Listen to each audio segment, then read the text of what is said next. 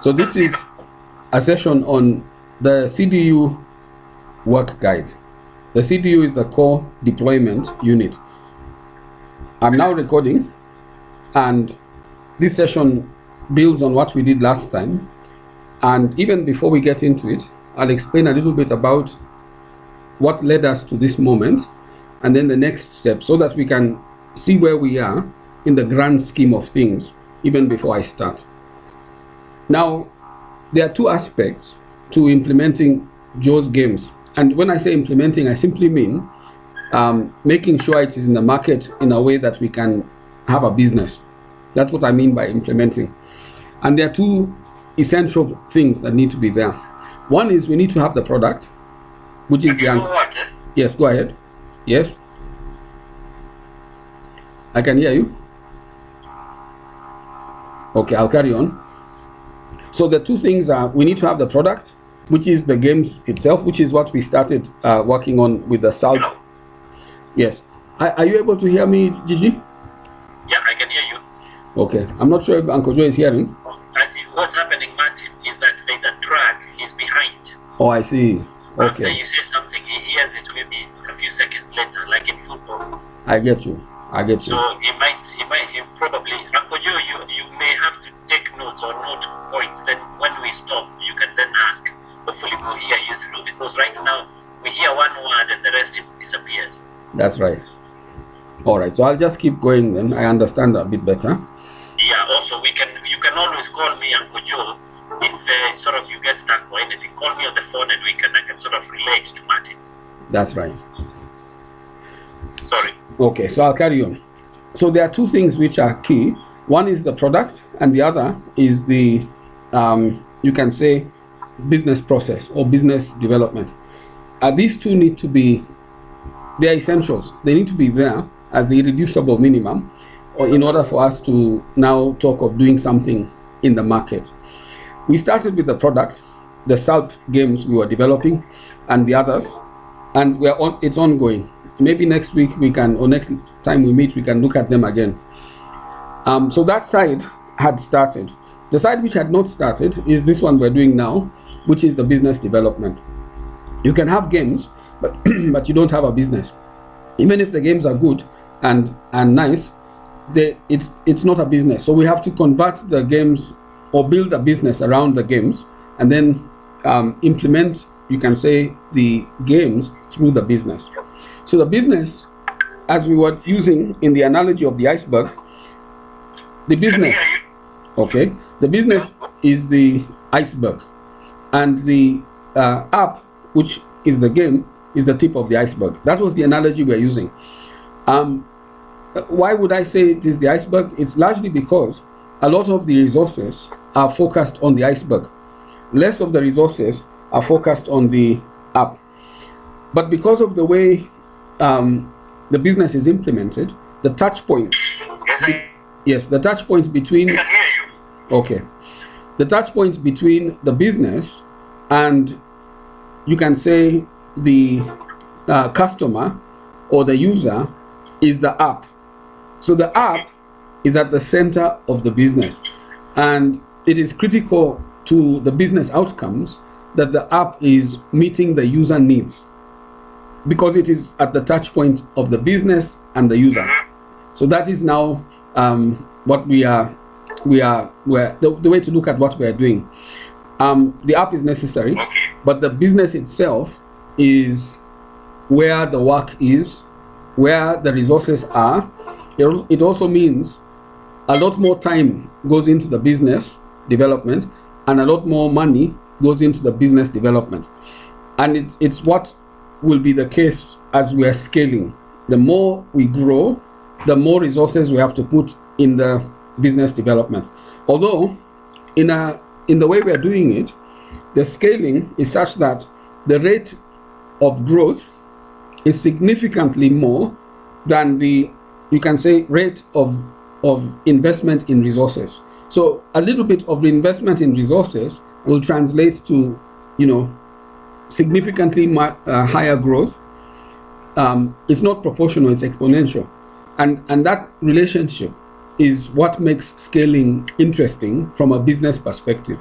because you don't invest proportionally. You invest in the beginning, but then further investment, it can be even be diminishing, but translating to greater, you can say, income generation. And that's the whole idea, to roll out in a scalable way.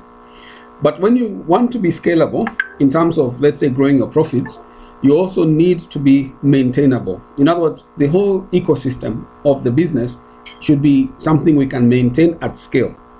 Otherwise, it defeats the purpose. At some point, it will collapse. That's number one. Number two is that it should be sustainable. Sustainable from the delivery service point of view. So the customer, the user and the customer should not feel that the service quality is diminishing or that the product is inaccessible, things like those. It should be sustainable from the perspective of the user and all the users and the customer particularly, so that we are scaling in a way that is not, you can say, imploding or destroying what we are doing. So that's why we are now here. And the business, as you soon discover, is where a lot of focus is required. Now, in our last session, I introduced the idea of the core deployment unit. The core deployment unit is the team of Uncle Joe's that rolls out the business. You can argue, another way of looking at them is they are our business development unit. They develop business on the ground. That's the unit that's responsible for that. And I'd like us now to build on what we had started. In the previous video, it was really about understanding the need and the role and the responsibilities of the core development unit. But now they need a methodology, a way of actually doing the business development. So this guide is the CDU guide. It's even the same guide we will be sharing with them when we have them, so that they understand from this perspective that we're going to look at it, exactly what needs to be done. Maybe I'll share with you on the WhatsApp just now the books that we require for this. This is the guide itself, the CDU work guide. Let me share it as we progress, so that you can also use it from your end as a reference. I'm just sharing on WhatsApp in the group. Okay. Yeah, the CDU guide.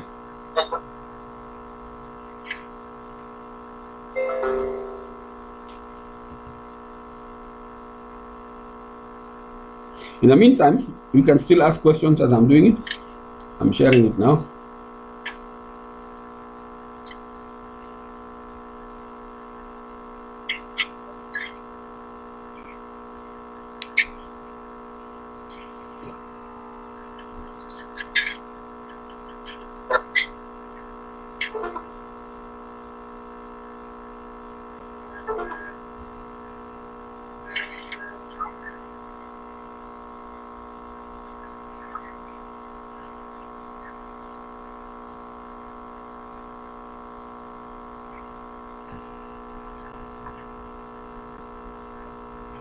You can download it.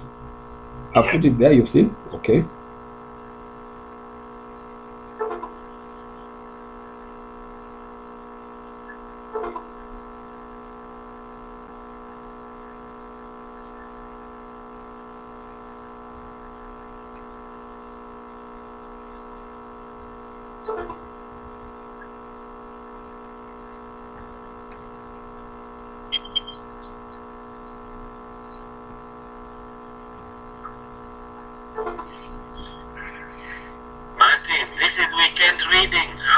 So busy. Yeah, pole kwa kazi mzee, but it's good. It's what I'm going to go. Very good. Yes, and I'm going to go through it just now. Okay. And yes, there's a second document I'm going to share, which is the big picture. This one is more focused on the CDU, the work guide. But the work outline for the entire rollout, I'm going to also share, so that I'll also touch on it today, so that we can understand the big picture in relation to this one. So, Asante sana. hi, I'm just about to share it.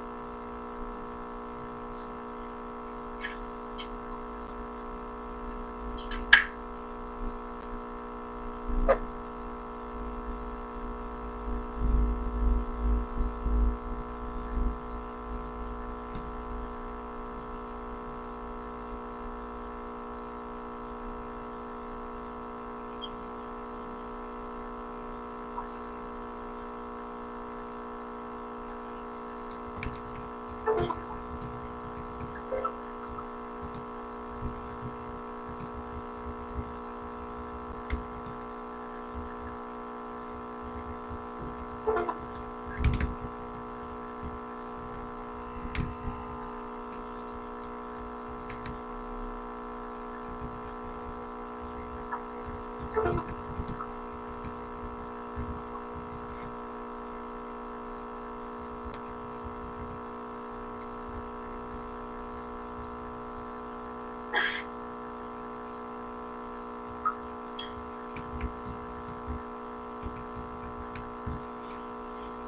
so I've shared the activity for the whole thing. That is what I'm calling the outreach and awareness rollout. So the outreach and awareness rollout is just a social enterprise way of saying marketing. Marketing in this context is using an education first sensitization method of what is available, letting our stakeholders, including our end users and customers, know that this product is there. That's what we mean by outreach and awareness. We have to reach out to the communities because, you know, we're using a bottoms up approach, so we're reaching out to them. That's why we call it outreach. But at the same time, we have to make them aware through sensitization. And our sensitization approach is an education first method. There are many reasons why an education first method works, but the main one would be that we're within the education, you know, sector. So the schools we're going to, the teachers we're meeting, all the people we're interacting with expect us to actually educate them or to use this kind of approach which is in line with education. So it works well. So that's what we're doing. Now, in the corporate world, this would be just marketing. You're getting the market ready. And once the market's ready, you come with sales. So this stage is necessary for us. In our bigger plan, although I'm not projecting it now, in our bigger plan, we had set this phase of work for the outreach and awareness to run through November and December. That was how we had set it out. And of course, in order for us to do that, we need to build our own capacity to do it. So that's where we are now. The CDU and establishing the CDU is building our capacity for, you can say, marketing, which is outreach and awareness. That's what we're doing. The timelines we have given, in some ways, are, you can say, ambitious. They're ambitious because we're assuming many things. One, we're assuming we'll get the right people within the time frame. Two, we're assuming that when we get them, they will understand what we are talking about in a way that they can implement within the time frame that we have set. Number three, we're assuming that the schools will be ready for us. Number four, we're assuming that the agents will be in a position of doing what we need them to do. You know, they need to be trained. And we're going, like, let's say we're going to Kiambu. You may find that the agents there might be in a state of readiness that is not 100%. It might be 50% or even less. And we have to bring them up to a level where it's acceptable and they're ready to do what we need them to do. So there are many assumptions. And these assumptions are based on preparedness of the different actors within our pipeline for us to roll out. We are ready to educate them. So of course we have to find people who are ready to learn from us. And if we have that alignment, we assume that we should move fairly quickly to get the opportunity. So that's number one.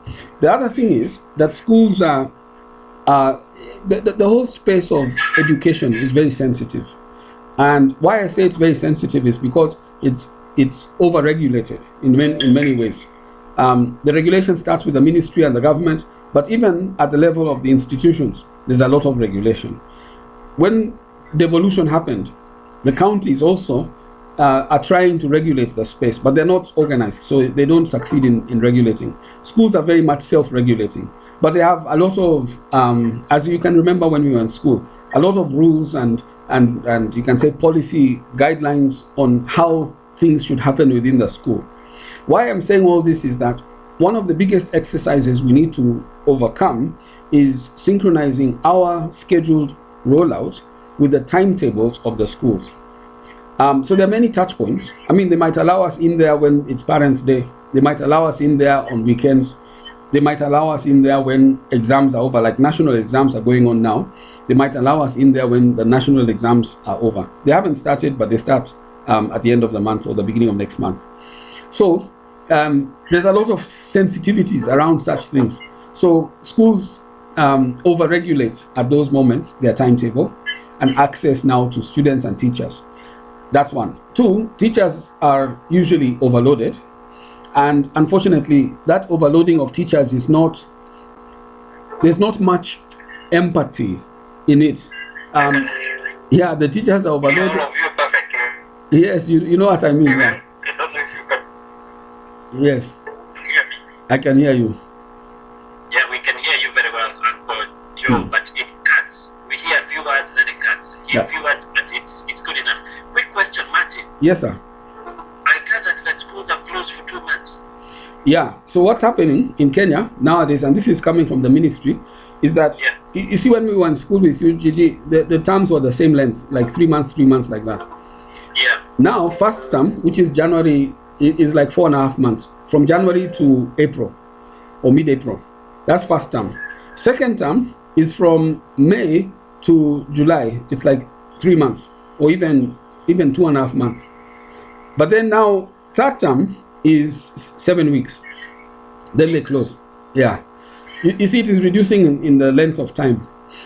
And the reason why is because at some points the ministry decided that they want to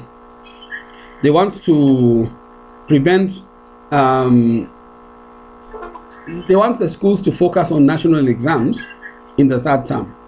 That's why they decided that. And they found that the way to focus better is when the school closes, so all teachers, at least the teachers concerned with the exams, can focus on students that are preparing for exams. And then at the same time, the other students are not on the compound. That focus was to help with leaking of exams, things to do with teacher overload and coordination of exams. That's why they said that. And it was just happened about maybe now 7 or 8 years ago. It started that way, but now it is the way we are doing things. So third term is only 7 weeks. So schools have closed except for the ones who are doing national exams. That's Form 4s, because now there's no more CPE. So that's what's happened. And they closed officially. They're closing today officially, but some have started closing on Wednesday. But today is the last day of term. Now, this is the 7th week. They started beginning of September. Now this is the 7th week. But for those in Form 4, they are ongoing with school. The exams are starting in a week's time. So next week is just in between. But the week after that, now the timetable for national exam starts. And it runs through the whole of November. It ends by first week of December. Now, that's when schools will allow us in, around 3rd of December, because of the focus on exams is very strong as we are talking right now. Even talking to them, like asking them questions and all that, they have very limited capacity to talk to us. But the moment the national exams end, that's when now they can receive us. Yeah.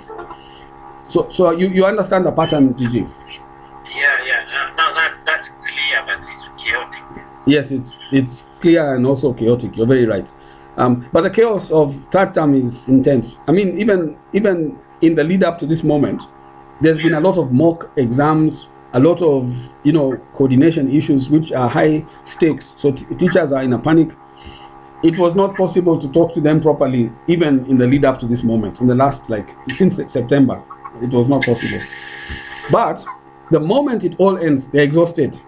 They even want to go away. Yeah, for Christmas. Yeah. So we'll discuss. But since we're now here at that point, we can always say that normally these rollouts, it works through what we call champions or early adopters. People who see the opportunity without us explaining a lot. They see a chance not only for the institution but for their personal growth, and in some cases for biashara, because we also have an angle which allows teachers to set up their own tuition using Uncle Joe for mathematics, and you can do business around it. So you'll always find those ones. So those ones will see it, even though they are tired from the term, will see this as a very good opportunity for them to make money once they understand what we're telling them. Yeah. So such a rollout hinges well on these early adopters, because you see the numbers are big. So when we talk of even 10% early adopters, there'll be very many, even if it's just an area like, let's say, Kiambu County. The early adopters in the county will be in the thousands. But that's only 10% of the teachers' population. Yeah, but we can work with those ones because they're scattered around the schools. You see, so that's the whole focus. Yeah, and it's one of the focal points when we are training CDU and we're also training agents. What I'm telling you is how we'll tell them that it's very keen. If you try to address let's say the 90%, or even you randomize, you just go for anybody who is coming forward, you'll end up with confusion because the early adopters are 1-1. You have to really pick them out. When you go and tell people we have something good, everybody comes. Then half of them are looking for money. Just that.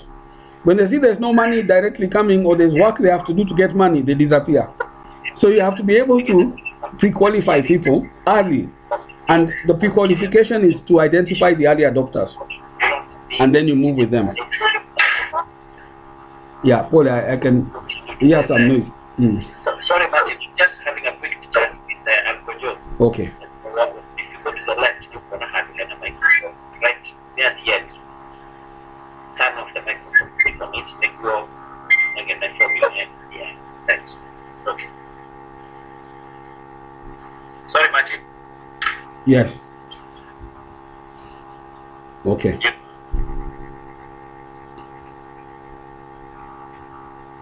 All right. Are you still there? Gigi, you hear me?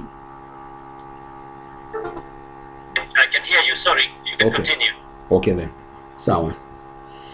Yeah. So the challenge is we have to walk a very fine line, but as we walk that line, we sort of empower our agents to sort of succeed in penetrating schools that we're using for the pilot, and of course thereafter for the actual rollout, they'll use the same template to grow the business from the point where they have entered, and they're using a methodological way of doing it without, you can say wasting too much time or too much resources in trying to get in. So we're guiding them to walk along a fine line that is optimized.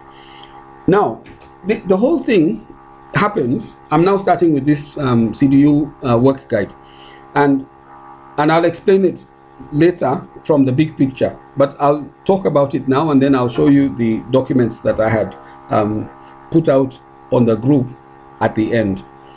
So the way we are rolling out is to prepare the product.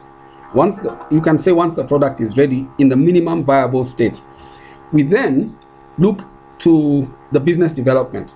The business development is going to the market over 4 different stages. There are 4 different stages that we go. And that happens iteratively in every county, in every, you can say, province across the whole country. That's how we're rolling out. So this CDU's work starts in one county we can pick. Let's say we pick Kiambu, and then we move maybe to a neighboring county, then another one, until we are finished, let's say, with the smaller counties around Nairobi. Then we attack Nairobi County. Nairobi County is big in terms of population, so it may take the longest time to complete Nairobi County because of the population numbers. But that's okay. Once we have done the smaller counties, we'll have more experience in attacking the Nairobi County. And then from there, we can branch out to other counties in Kenya until we cover the whole country. So it is a long-term project. It will take, I'm not sure exactly, but we can look at 3 years. We have to look at a trajectory of time. But the most important thing is we're in business, we're on the ground, and we're generating income. So there are 4 stages to the rollout, the marketing rollout. And these 4 stages are, the goal of it is to create an environment, an ecosystem that is fertile for sales. And when we're saying sales, we're talking of selling the subscriptions of Uncle Joe games. That's the goal, really. Now, in order for the ground to be fertile, the end game requires students in schools actively using Uncle Joe's games. That's a very fertile ground for doing sales. Once students are actively using it, then the sales are possible in that school or in that environment. So that's what we're aiming to do. Now, as I had mentioned earlier, this space is very strongly regulated, And when you start with, let's say, class 1, class 2, class 3, access to class 1, 2, and 3 is even more tightly controlled. In other words, the gatekeepers don't want to open the gate. They start talking to you from behind the gate. That's their behavior. And you have to convince them that they have to open the gate.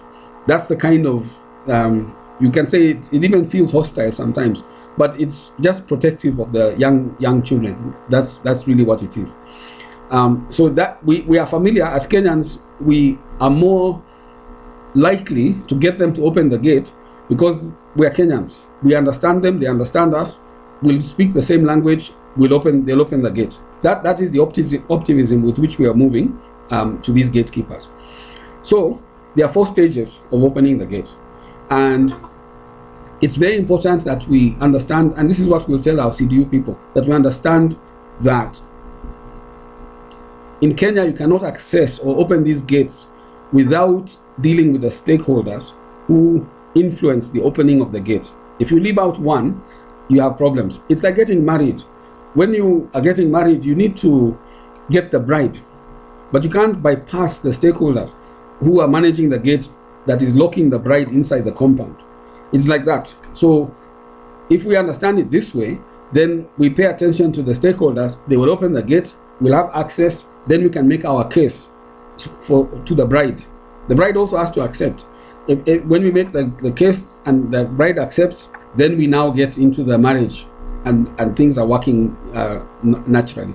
It's a very, you can say, African thing in some ways, because the stakeholder involvement is really community driven or community based. These rules are not even cast in stone. They're negotiated.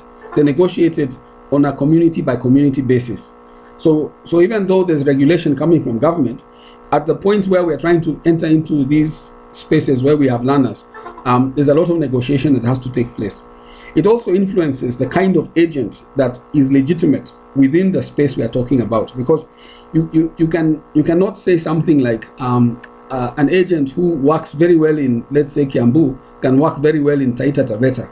You might find that they're not considered legitimate participants as far as the school is concerned. They cannot allow you into their gate or open their gate for you because of the way you are speaking, the way you're negotiating. You see, you have to somehow be accepted as a legitimate negotiator with the gatekeeper in order for you to be given a chance even to open the gate for you to now proceed towards the bride.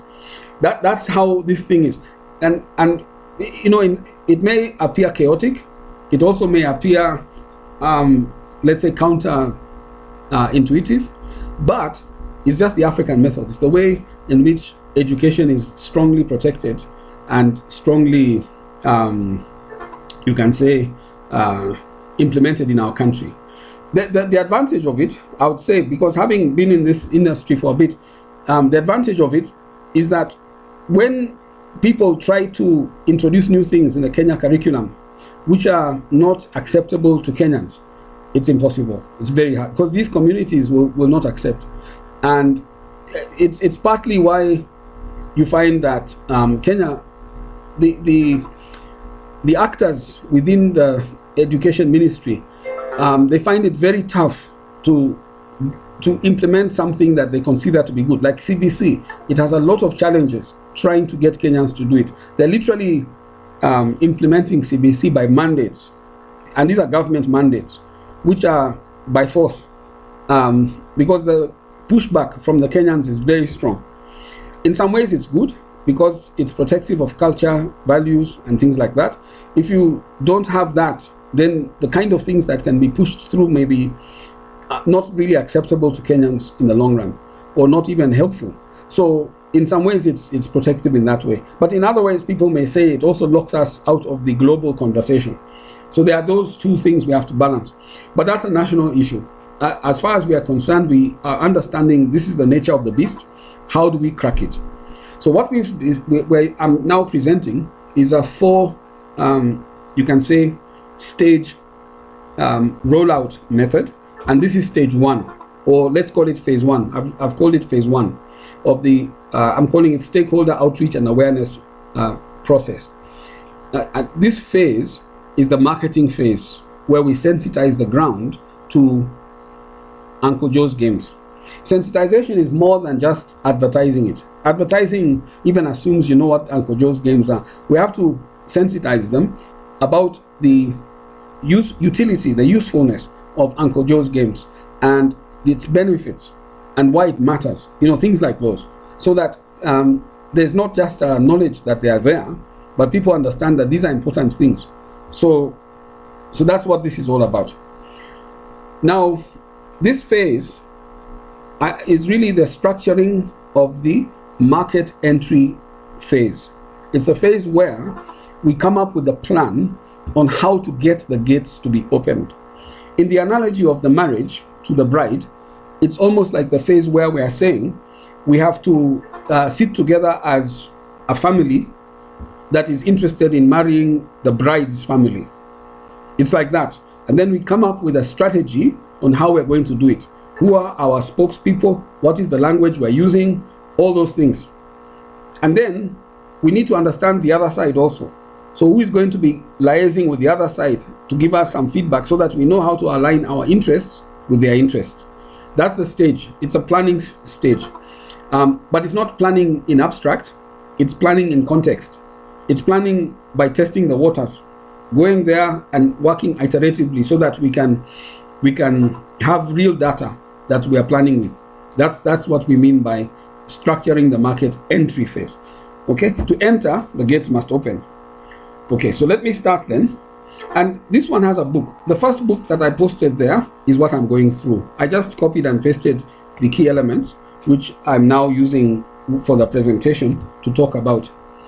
So the overview is that we're looking at defining roles and responsibilities of our CDU. Let me talk a bit about the CDU just from where we left it to here. This is the training. What I'm taking you through is the training that the management team, we're part of the management team, gives to the CDU themselves. So when we convene the team, we're going to go through this with them. Now, ourselves, we have to discuss actually employing the CDU. We need to that's probably the thing. We'll end on that note. How do we employ the CDU? We'll discuss. But once we have employed them, they will now need their roles defined and their responsibilities to be emphasized. So that is something we're going to do with them in the first session when we meet them. We will have an idea on exactly what we want them to do, but it's good to co-opt them to own their roles and to own their responsibilities. So we will also negotiate with them that these are the responsibilities based on what you're needed to do here. What do you say? You tell us, respond to us, so that we can have a discussion on what's doable and what's not doable, that kind of thing. So the structure, it needs to be understood from that perspective. Once we do, then we need to tell them that their primary initial role is to structure their own work, which involves and starts with the recruitment of agents. The next phase is about stakeholders. So the CDU needs to recruit stakeholders. They need to select them, they need to engage them, and recruit them in our pipeline. The stakeholders involve agents, they involve you can say service providers. Service providers provide things like the telcos. They provide internet, they provide electricity, they also provide maintenance and repair services. They can provide financial services. You see, so those are part of the stakeholder community. But also, stakeholders include the regulators. The biggest regulator is the government, and the government regulates through the Ministry of Education. And there are many departments and parastatals that do that. So KICD and NEC are parastatals that work within the Ministry of Education on the line of regulation.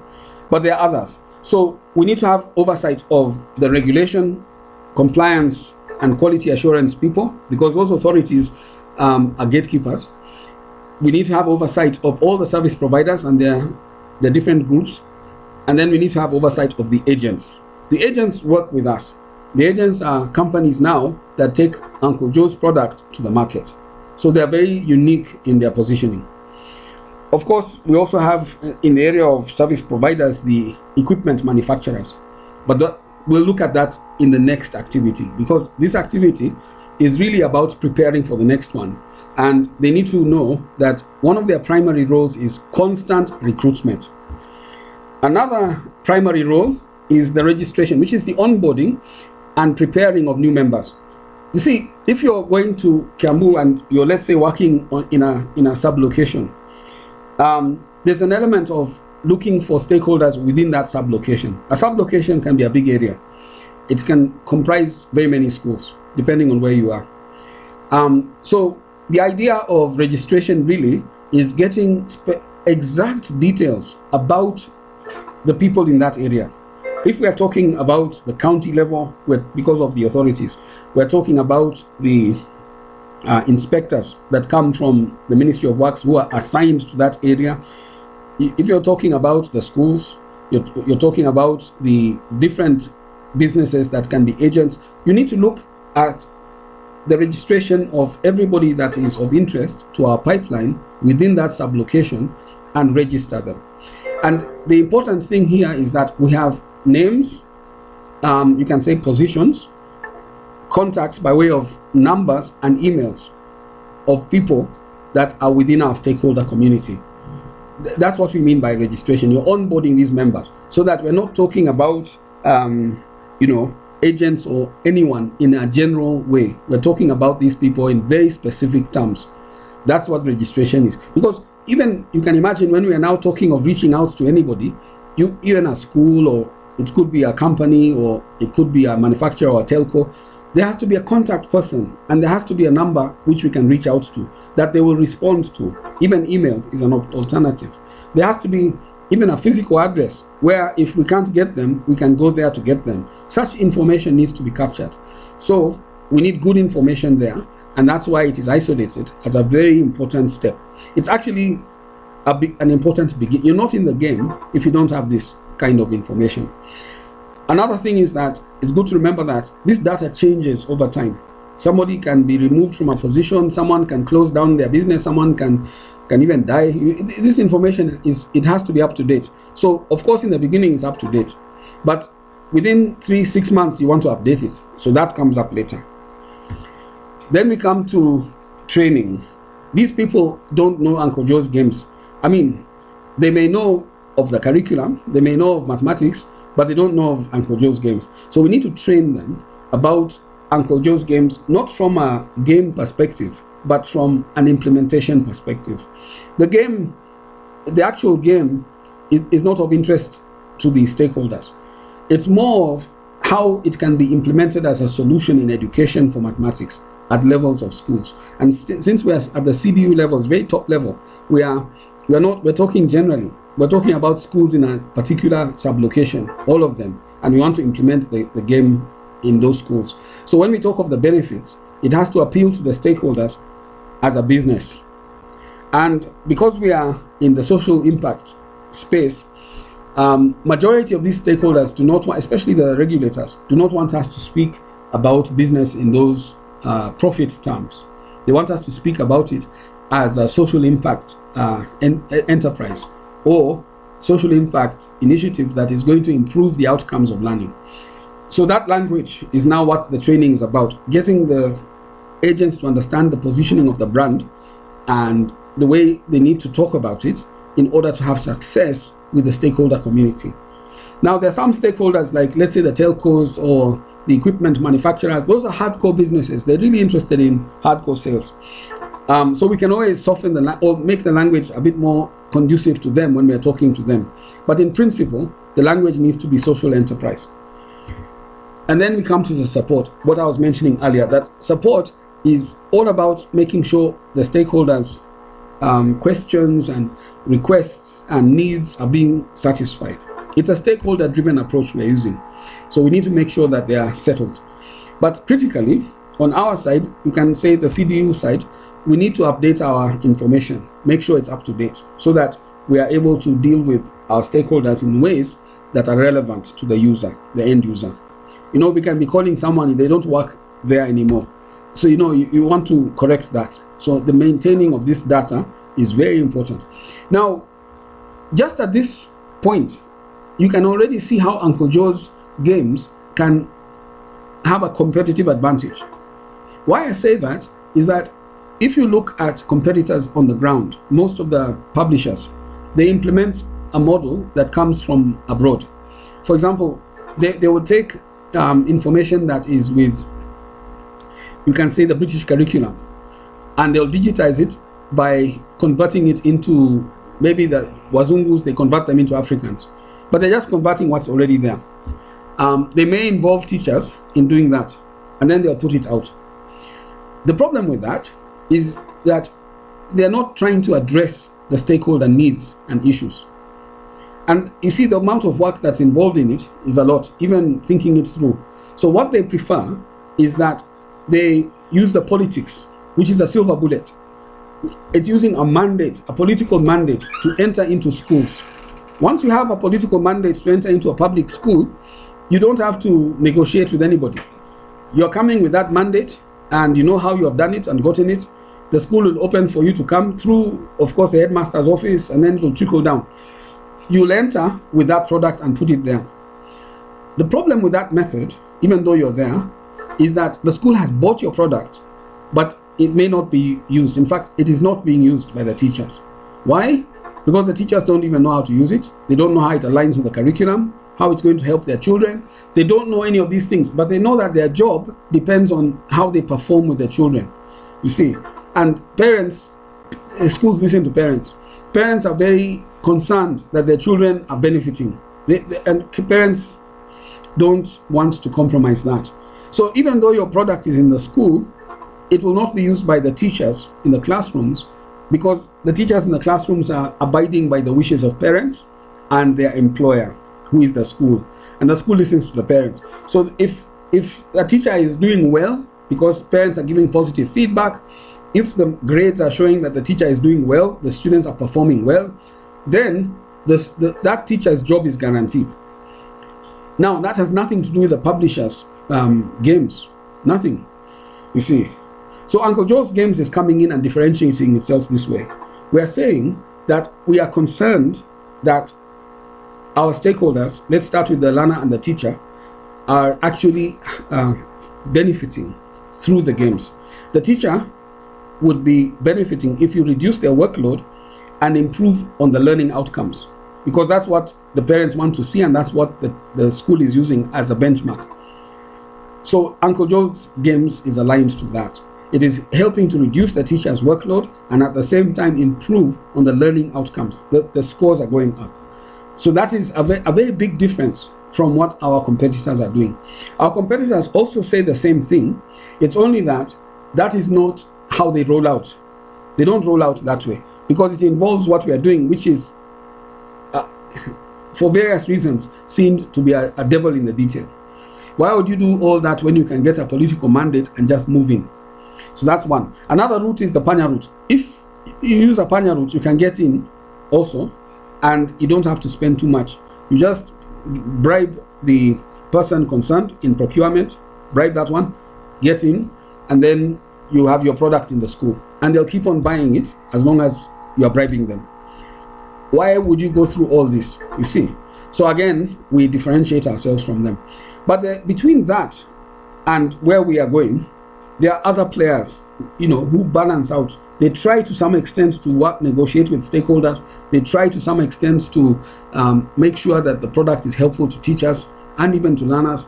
They try. So you can't say everybody's on that extreme. People are generally in the gray area, in between the two extremes. In our perfect world, we have all these stakeholders have all bought into the arguments that we are making and the benefits that we are creating for them. Okay, so this gives you a sense of the operations and how we want to go to the market, and this is what we want to tell the people we're employing under the CDU. But feel free to ask. If you have questions or anything that you want to talk about, you can interrupt me anytime. Yeah, so Uncle Joe's Games structure. This is now the rollout structure. I'm now in the book. This is what I've copy pasted from the book. We're going over 4 stages, and this is, or let's say 4 phases. We're going over 4 phases. So this phase has 4 stages in it. This is stage 1 of this phase of work. This stage 1 is concerned with, planning. Although I didn't write it, but it's concerned with planning. The first, you can say, activity in the planning is setting the direction and the measures of success. Our CDU need to understand, it's a goal-oriented approach we're using here. They need to understand what the target is and what they need to do in order for us to consider them to have been successful. So we'll have a discussion on that. What I'm calling here a deliverable is what we are telling them on our side. That name deliverable may not be the best name, but I'm using it just for now to what we are telling our own CDU team is the deliverable. We're telling the group that you need to understand. Let me interpret what I've written here. You need to understand the system. The system is the Uncle Joe's Games Online, and the system is designed to capture everything, all the data that we require. So when we're talking of getting data from the ground, from stakeholders, from teachers and learners, even from eventually parents, all that data is on the system. And that's what we start by telling them. And we have to set out what we consider to be data and what we consider to be, a successful, let's say, activity. So we'll agree with them based on the book that we are developing. This is the book, the guidebook that tells them all that.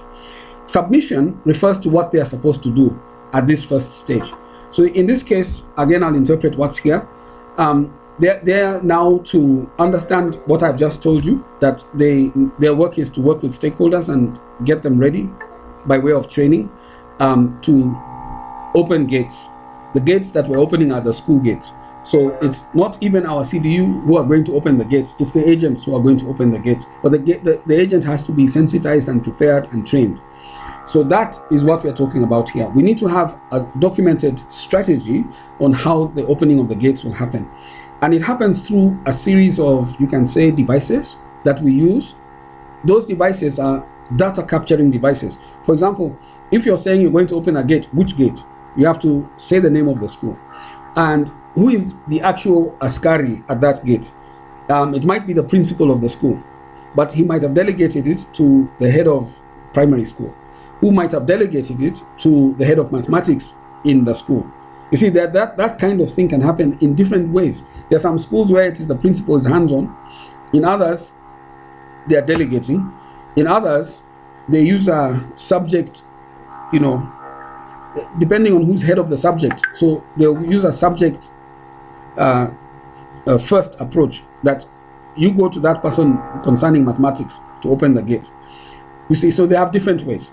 Now we need to discover, we may also discover new ways. We might discover schools who are telling us, no, here it works like this. All that information needs to be part of the strategy on finding out exactly which schools we're talking about, and they have to write it down. And if we're talking of, let's say, using going sub-county by sub-county, so which sub-county are we going first? Which sub-county are we going second? Which one are we going third? They need to be very specific in the plan so that we know our rollout and how it's going. Of course, every strategy has a plan B. They need to say what the plan B is. So this is in detail what that is talking about. Again, the language, I need to rewrite it in a way that may make sense to a layperson. Now here we have the intergroup connectivity. So the CDU is comprised of 3 different groups. I have not displayed them here, but let me switch to the document itself. This is the document, and you can see here the CDU is here. It's comprised of these 3 groups. We have the CEO group, the community engagement and onboarding group. We have the service provider management group, SPM, and then the support services group, SS. Now, the one with the most work is this support services group, SS. I'm not so sure. I think it could be the SPM, the service provider management group. You see, they have different roles they play. And in the training, we bring out the different roles and we co-opt. If we have, let's say, 6 people within the CDU, we put them into the different groups according to their skills. So community engagement and onboarding is very much concerned with recognizing and identifying the different stakeholders that we're talking about, capturing their names, company, contact person, contacts in terms of details, the number, WhatsApp number, the email address. They get all this information. That's the onboarding process, because all that is stored on our system. So they're getting that and keeping it there. And it's all based on location. It's based on area, because stakeholders are, in specific categories. So they will be putting them into the system based on those categories. So that's a straightforward thing. We train them on the system, and they know that that's their role as the CEO. They also maintain that information. So once you get it, every 3 or 6 months, we agree, they'll be maintaining to make sure that it's correct. And they'll have strategies on how to maintain. And then we have what we call the Service Provider Management Group. These are the group members or the CDU members who are concerned with the acceptance and the satisfaction of the stakeholders. The stakeholders provide services, most of them. And those services that they provide, stakeholder provider management.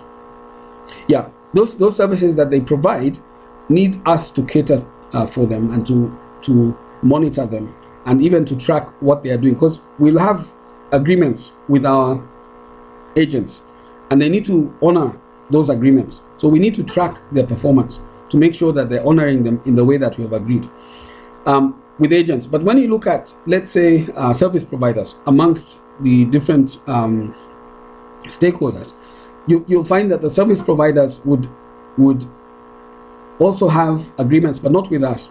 The service providers will have agreements with schools, and schools are in our radar. They're in our supply chain.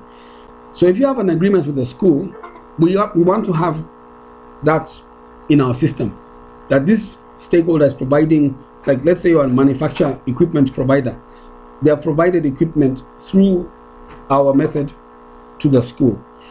If it's for maintenance of equipment, we want to have oversight of that, so that we know that this maintenance service provider is maintaining the equipment in the school. That kind of information, it needs to be coordinated, and that's what this group 2 is doing. And then group 3 is concerned with the learner and the teacher, and they're providing, because those are very critical to the outcomes of the service, they're making sure that their issues, their needs, their benefits are actually being addressed. So we also track and monitor them. But that's group 3, the support services. These 3 are interconnected. They're not working independently. There's work they do on their own, but it's very important that their work is integrated into each other because of the codependent behavior of the work that they're doing. One cannot move unless the other one has moved, and one cannot have success unless the other one has success, that kind of thing. So we need to resolve how that is happening. So we have a supervisor who is the 7th member of the CDU, whose role is now to make sure that all this connectivity is coordinated in ways that we are agreeing in the beginning. If they have to change, then the supervisor is the one who will change that in the system to make sure that the bottlenecks are resolved at the level of, you can say, the CDU. If the integration is troublesome, integration must happen. The CDU team itself will now work together to provide what needs to be provided to the ecosystem. So if they're working with stakeholders, and that's primarily who they work with, when they're working with stakeholders as independent groups, they also integrate their information in ways that are beneficial to the stakeholders. So this is how it works, and then we move to identifying skills and behaviors. Once you've identified, let's say, agents, the agents may not have the capacity to be an agent, but at least they're a business. They may tick the boxes in terms of being in business, as a registered entity, and let's say within the education space, they may have some background, but to be our agent, they may need to be upskilled. So the supervisor has the job of working with the groups again to make sure that these agencies are compliant with our needs. And if not, then they engage in training to upskill them so that they are now in a position to do what we need them to do. Again, the language here looks a bit technical to me. I'll have to tone it down so that it's less technical. Then we look at the proficiency levels and the role boundaries. Now, this one is trying to cater to the authorities, and ultimately, you cannot work within education unless there's some compliance. So to a large extent, we have to make sure that our agents are meeting the minimum requirements set by government or other stakeholders who are regulating to be agents and handle schools and go there. You know, the first question an agent will be asked when they go to the school is, who are you? And really, the school wants to know that you're being sent by an official authority. And of course, Uncle Joe's Games is not an official authority. For them to open the gate for you, you almost have to have an ID that says that I'm coming from the Ministry of, let's say, Education. And that's why we had, as we had discussed, things like government approval and things like those are important in opening the doors. Yeah, so those boundaries are there, and the limitations and restrictions that will prevent them from entering.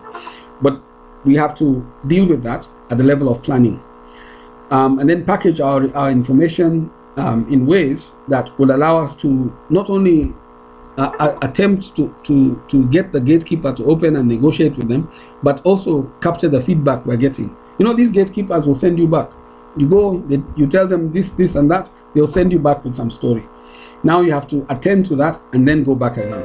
You see, sometimes you can go to a gatekeeper and you have government approval. So you're coming from the Ministry of Education through KICD, but they'll tell you you need a letter from the principal of this school for me to even consider talking to you before we can even negotiate. So you have to now go back to and then make an appointment with the principal in order now to deal with the gatekeeper so that they can consider your negotiation. It's a kind of sometimes it can happen fairly quick, but other times it can be back and forth before it opens.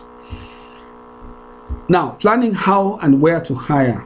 And when I say hire, maybe that's the wrong term. I simply mean, where are these agents? How can we identify them, pre-qualify them, and then get into a service level agreement with them? Really, that's what we're saying. We're going to appoint them as agents, but we want to have an agreement on exactly what they'll be doing. So this involves, again, our supervisor who will oversee the metrics that will pre-qualify agents or stakeholders or even regulators within that space. Who are they?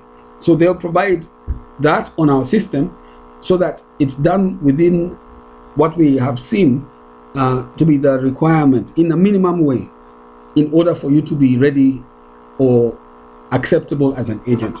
For example, you might find that an agent might be required to be a company. It may be required to be that. And at the same time, in some cases, you may find that the agent may be required to be someone who has some capacity to address, let's say, schools in the area of mathematics. So you have to be an educationist. Now, if the agent doesn't have that background, they would have to get that background.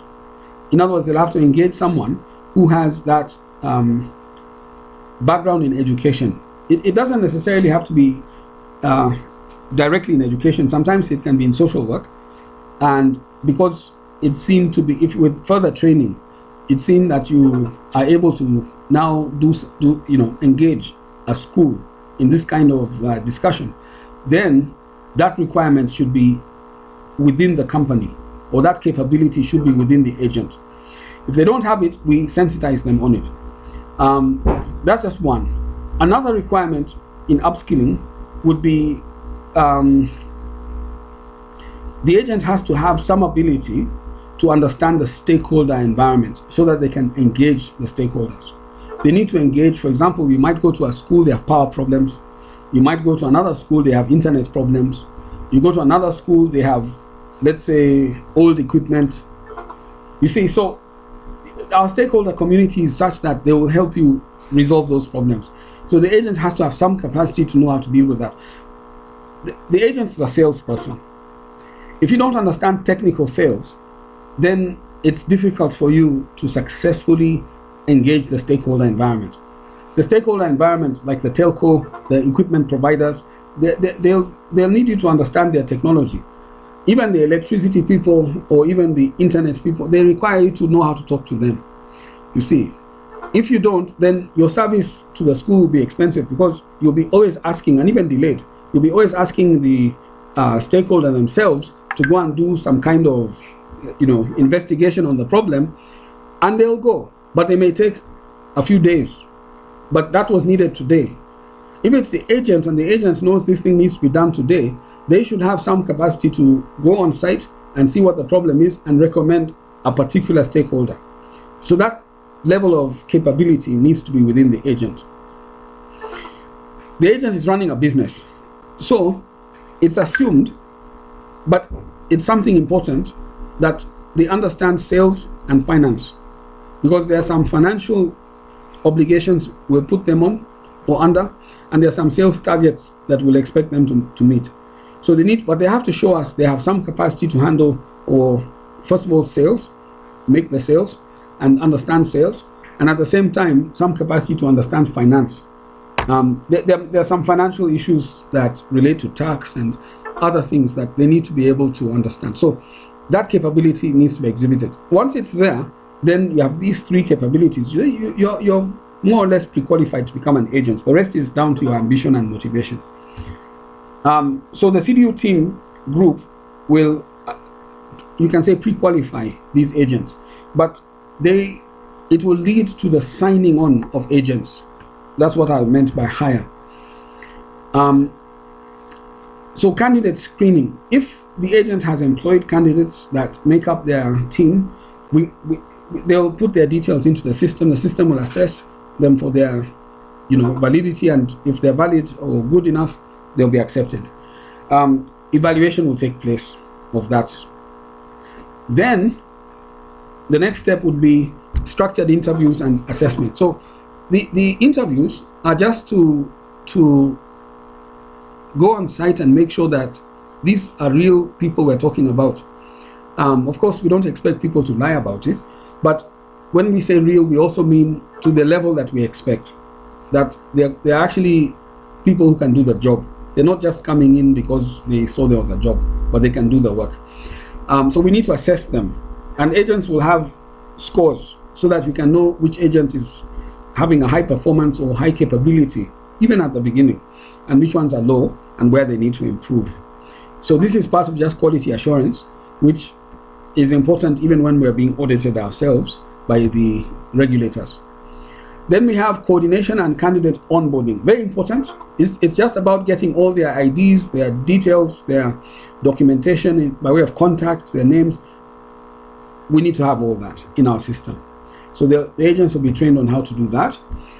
And that ends what you can say is stage 2 of this phase of work. Stage 3 involves producing and preparing new teams, and each one of these, the SS, the CEO, and the SPM has a role they play in that. But introducing and preparing new teams is a training exercise. When I say teams, I mean stakeholder teams, like new agents. We have to orientate them. It's training, and then get them to set up. It's all part of getting them ready for the market, and the agents have a role of creating an ecosystem around them, so that when they go to schools, the schools know that this agent is connecting us to different service providers, but like infrastructure or internet, or it could be hardware, finance, whatever they need.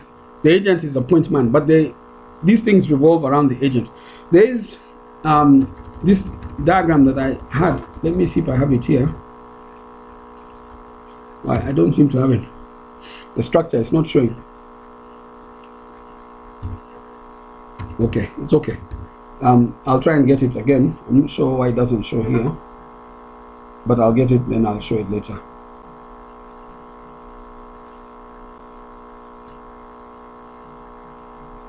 Okay.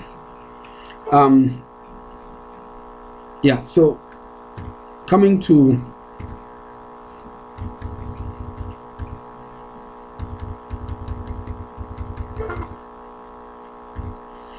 coming now to the training of the agents, and we don't train stakeholders too much, but we how do you say, sensitize them on what they need to do to be on our system, so we can onboard them.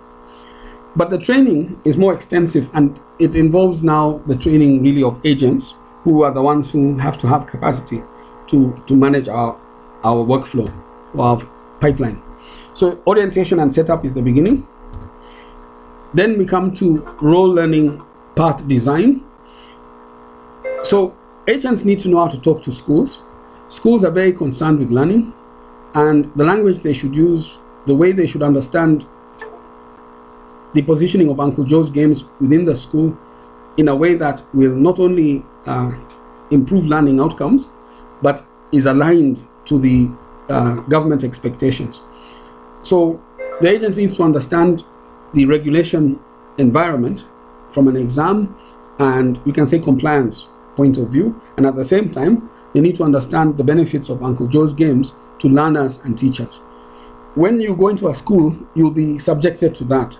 The school really is concerned about compliance because they're inspected, and the Ministry of Education can shut them down. So, and there's a lot of that regulation. So you need to understand, when you're talking to a school gatekeeper, you have to really understand them from their point of view, which means what is the regulatory environment and how are you helping us with regulation, such things, you see. Before they expose you to their learners, where they ask you a different question, you see, a school can bring you two different people, but that other person is going to be concerned now with the benefits to teachers and the benefits to learners. So the training of the roles and responsibilities of learning and the path design for Uncle Joe's within the school before it gets to the classroom, it needs to be understood, so that the agents now can compile what they require on our system that allows them entry into that school, because they have understood the issues concerning the school in terms of the regulation and compliance, and also in line with learning.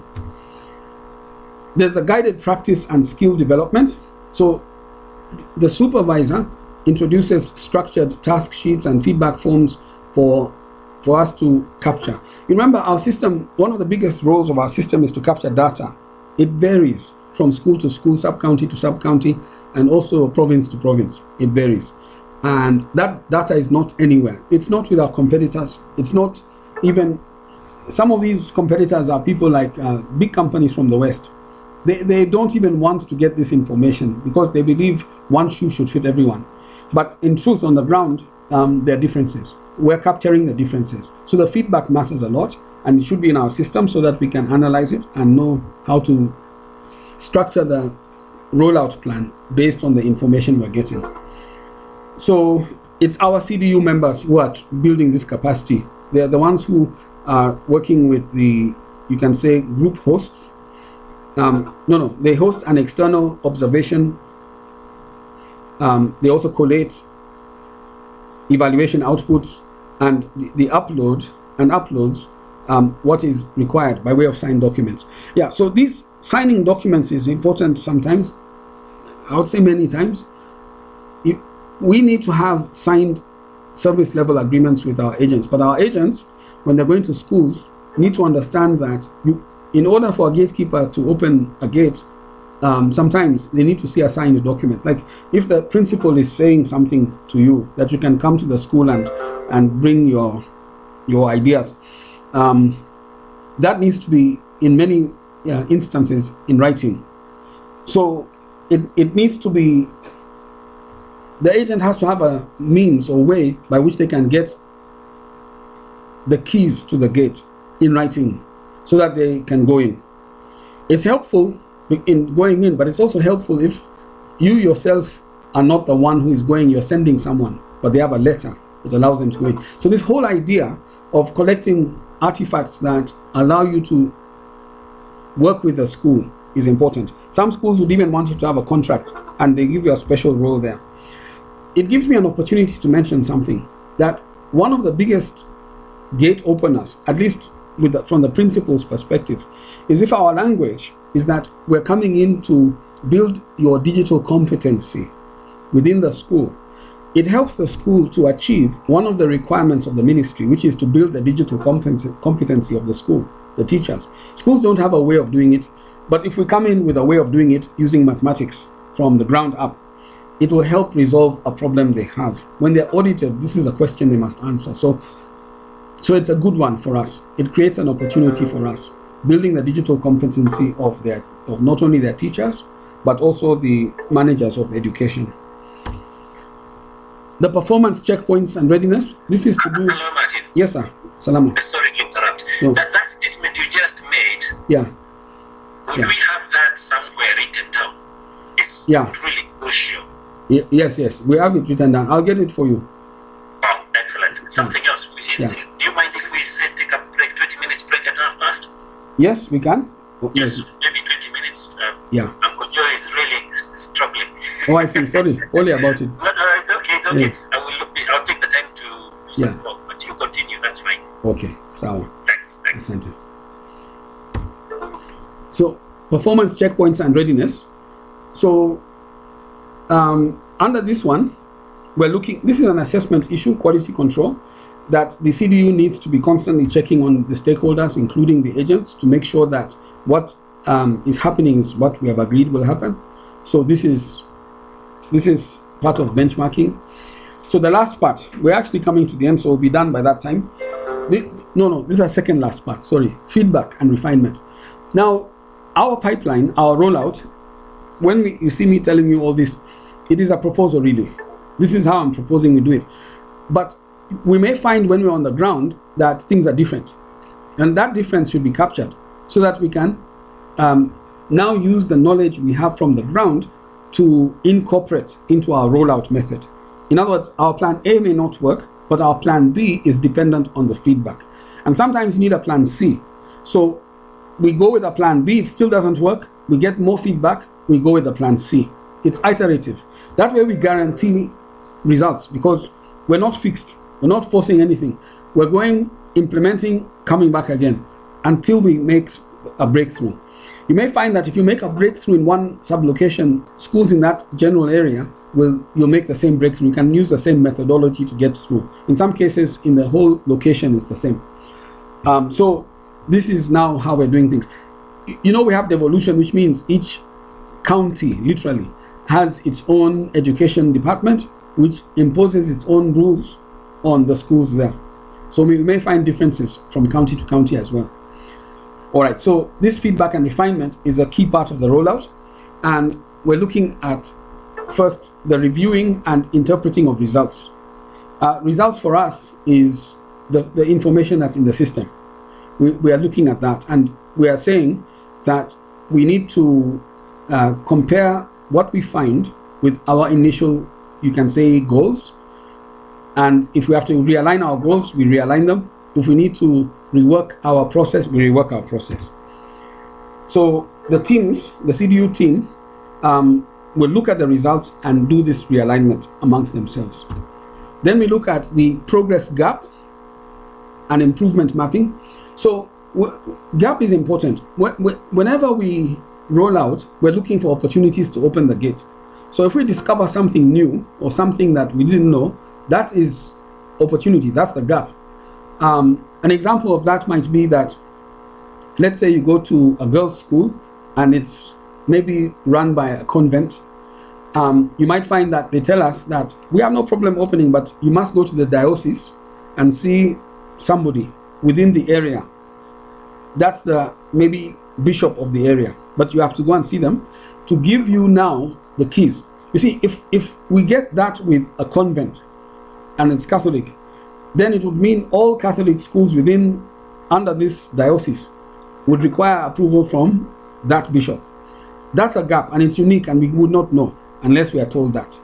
But once we are told and we discover, then we map that to our process so that we approach Catholic schools the same way. Another one, but this is an imaginary one, you might find that there are some schools who may find it better if you're dealing with girls' schools that the person you're bringing as an agent is a woman. There are some schools who are like that, I imagine, because there are people who are that way, or institutions who are that way. And if it's a woman, they'll now open the gate for a woman to come, but they will not talk to a man. In our culture, it's that way anyway. Even when you're going into these marriage negotiations, we know very well there are certain negotiations only the women will have, and other negotiations only the men will have. So that roles according to gender is there, and we may need to reflect it in our approach when trying to open gates in different types of schools. Then we have the feedback integration and workflow revision. So the idea of reworking our pipeline is always there. So workflow revision simply is revising our methodology in ways that fit what we are finding on the ground. The CDU team will have now records for purposes of integration, and in the system implements, you can say, some levels of analytics which we will train them on to help them to know how to crunch the numbers. And of course, the issue of uploading signed documents is still captured on this report. Finally, reporting on the process. These are things which they'll observe, maybe things which are not captured in the system. The system has a strong structure, but there might be things which the system is missing. So we allow for written reports to be given by our agents on what they feel we should be doing, what should change, recommendations, things like that. We'll give them a template on how to do that. And it's the CDU team that compiles and updates this kind of information, confirms that the template usage on the site is done properly. They make sure that it's all done in a way that we can make use of the data. So the last part now is this one: consolidation and forward planning. Consolidation and forward planning is the iteration moment where all the information that is coming from the schools, through the agents, from our stakeholders, through to the CDU is now recycled into the overall strategy, so that the overall strategy now can be enhanced and updated. That's really what we're saying. And the supervisor will rework the templates according to the information that they get, and also all measurable items, anything that is being validated or being used as a tool to check that the work is going well, those tools are all improved. So the CDU team's responsibility here is to simply make sure that the feedback they're getting from the ground is entered into the system correctly, and now they can be involved at this point in analyzing it. The data validation and reporting follows a prescribed standard. Of course, because we already have guidelines from ministry, from KIE, from NEC, from different organizations, we're aligned to that. But there's a sense in which they need to now analyze the information with the restrictions in mind to see how it can inform, or it can be packaged to inform the strategy going forward. In other words, the data should be converted into information that's meaningful. Okay, so there's a bit of auditing that they'll do, and a bit of approvals that will be required. So continuous improvement and quality validation. This is once the supervisor has identified where that the data is reliable and good, they now actually implement their solutions, the new templates. They interpret it for the system so that they can now, some training takes place within the CDU so everyone understands that these are the new documents, this is where change has happened, and we now need to approach this using a recommendation that we can explain with the evidence. And then this last part here is to continuous learning and practice consolidation. Our system should be in a state of ready to use workflow based on our knowledge that we have gathered. So the CDU team will facilitate endorsements by agencies, by the authorities, based on the knowledge that has now been approved within our system, within ourselves, for purposes of reorganizing the rollout. Okay, so that's how it ends. So the parts are really to do with recruitment. Just in summary, you can say, yeah, there's recruitment, there's onboarding, there's training, and then there is feedback and validation. Those are the steps we are going through. And I was trying to break them down by unpacking them there. So here I just put this template because if we're dealing with the actual CDU unit, then these are some notes which they should always remember. They need to read the supervisor's deliverables and download the templates. This is something they do on a daily basis. They also need to conduct the group working sessions in a way that is integrated. They need to work together, in other words.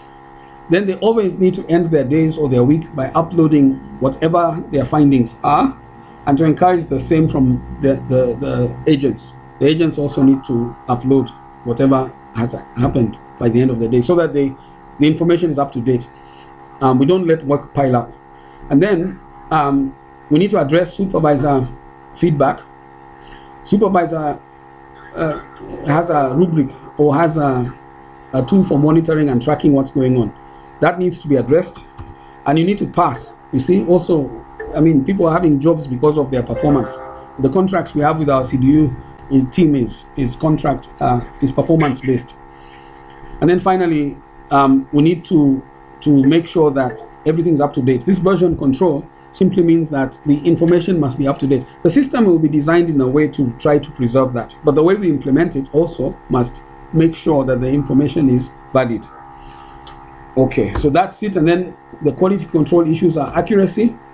The data must be correct. Completeness. It must be sufficiently enough for us to make some meaning out of it. It must be clear. In other words, don't use ambiguous language. It must be applicable or relevant to the contextualized evidence we're finding on the ground. And then finally, it must be timely. Timely simply means that it doesn't have to be just in time. You know, Kenyans, we don't do things just in time. I mean, not just in time. We don't do things exactly on time. We do things in timely ways. For example, if we have to be available, let's say, on Parents' Day, to talk to parents at the school, yes, you need to be there with the information that the parents will want to hear. That's timeliness. Don't just be there on time and then you're winging it. You don't have the information they need. Then you'll not do sales. We have not yet addressed sales, but it's an example where you need to be ready with the items that are required on the day that you're going to meet those parents. Parents will ask you simple things like, do you have government approval? Do you have the headmasters? Do they know about what you're doing here? You see, if you're checking those boxes, now parents will listen to you. Now you talk to them about their children, their learners.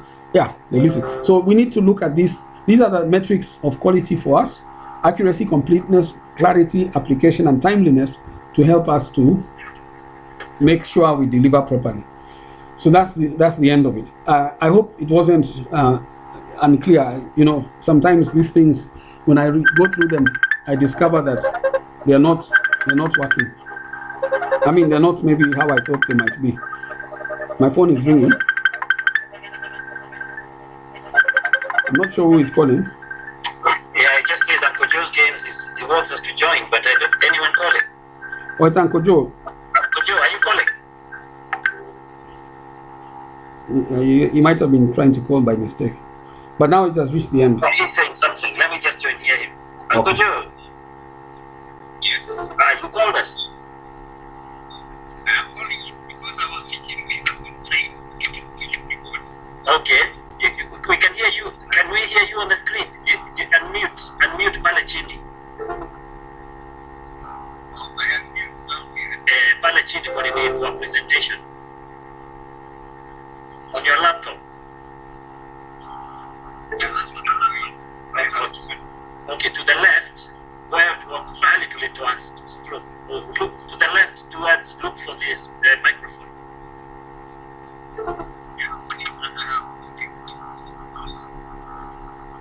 Now, we should be able to hear you now. And Atukuski. Give it a second. Hello? Yes, we can hear you. Mm.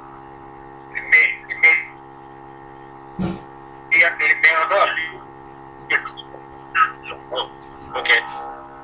Oh, okay. So, Yeah. I wanted to use this. I wanted to use this so that I can be able to talk to you because I can't talk to you in a way else. You want to use this presentation I'm showing? This is the book. The book is... His internet is still low. It's still bad. Still not caught up yet. Yeah, Kojo, let me do the call you did before to I would register my application of what is happening.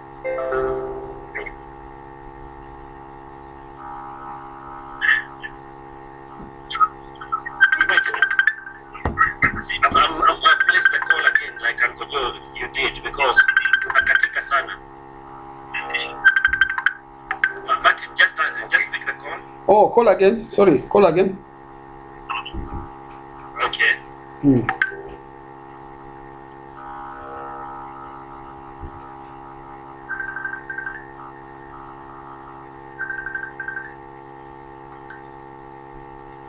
Okay.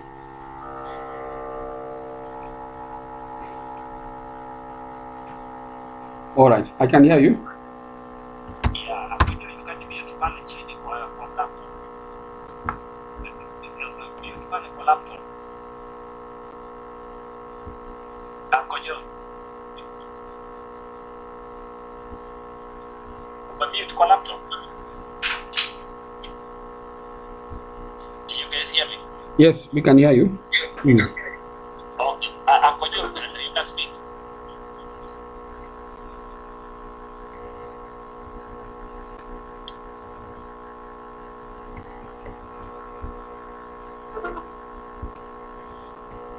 Is he on WhatsApp? I think, yeah, he's speaking.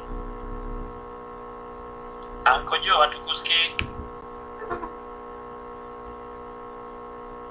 Maybe his mic is on mute. On WhatsApp. Kojo, I think you're on mute. Kojo, I think you're on mute. Atukuski.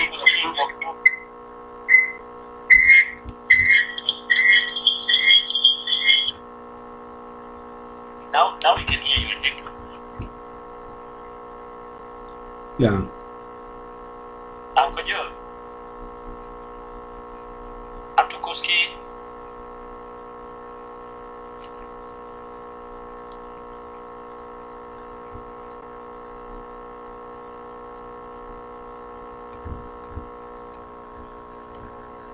Wacha nikate nipigie nimwelezee.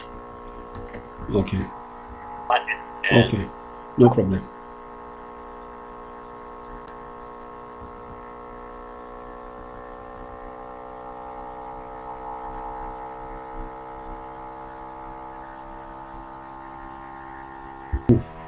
Let me just, for purposes of recording, let me just summarize by saying that the next step is to now get the CDU team convened. And that means the very next thing is to advertise for them. So create the profile of the CDU members. From what we've discussed, the CDU is comprised of 3 groups. There's the SPM group, which is, I think, Service Provider Management Group. There's the CEO group, that's the Community Engagement and Onboarding group. And then we have the the services group, the services and support group. Yeah, so those 3 groups, we need to get 2 people each. Ideally, we had discussed man and a woman. If it's ideal, it doesn't have to be. And once we have them, they should be pre-qualified using our rubric or our metric. And once they let's say they meet that pre-qualification, we interview them to make sure we are comfortable with them, and then we engage them. And then after that, once we have done, we train them, but we also engage now a supervisor. And that supervisor is more mature, but his job really, or her job, is to make sure that the metrics are being met. You see, yeah, they need to make sure that the quality of the data that's being collected is acceptable, because we can construct meaning from it. You know, we can gather data, but what matters more is the information that we build from that data. And that data can be raw. It needs to be cleaned and be made into information, which once we have information, our real job is to construct meaning with it. And of course, the meaning is to get Uncle Joe's games into the market in a way that's making sense to parents. Parents are our customers. Once it's in the classroom, students are using it, it's improving their learning outcomes, then it makes sense to parents, you see. So that's the meaning creation we want. So the data has to be of that nature. Those are discussions we'll be having over and over again with the supervisor and the team. So we need to get these 7 people, and the issues we need to also agree and discuss. I remember we had budgeted, but now we need to discuss it from a budgetary perspective so that we know how much we can pay them within the framework that we're engaging them. You know, and this is not even a sales job, it's more of marketing. Sales is easy to engage because, you know, some of that, their earnings will be commission based. We can facilitate them, but a lot of the earnings for sales people will be commission based. But it depends on how we want to structure the marketing, because marketing will have to work with sales anyway. So we can also say part of their money will come from the sales eventually. So the first 3 months are probationary months, or first 6 months are probation. But once the sales is happening, we can tie further incomes to sales. And we can agree on those percentages, because we have to give them contracts and all that. So once we have discussed, we've agreed what works, then we can be more deliberate and intentional about employing. Yeah. Yeah.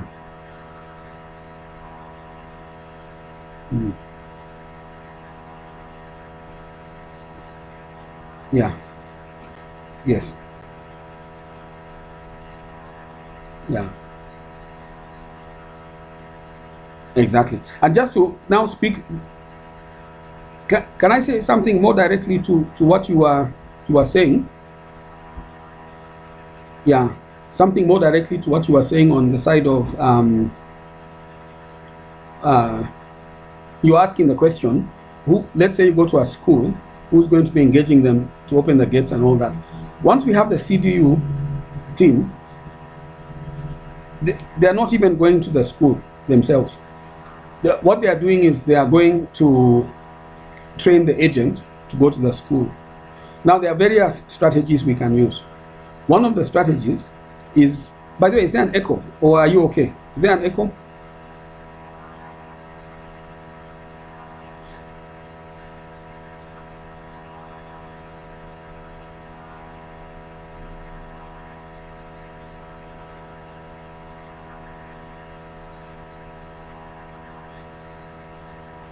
Yeah. Okay. Yeah, so I realize that when I'm recording, I need the mic to be on in order for it to capture what we're recording. So just because of recording, again, purposes, I just need to just summarize again quickly by saying that the CDU members will be comprised of 3 groups, and these 3 groups will be having pairs, worker pairs, who will be maybe male, female, but working on training and sensitizing our stakeholders.